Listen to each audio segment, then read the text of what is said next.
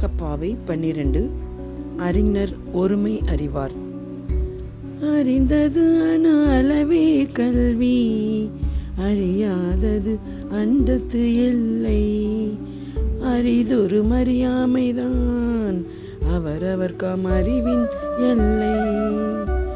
அறிந்ததனு அளவானாலும் அதில் தெளிவு மெளிருமானால், உரிமையுடன் உலகோர் தம்மை ஒருமையுடன் நோக்கும் பார்வை.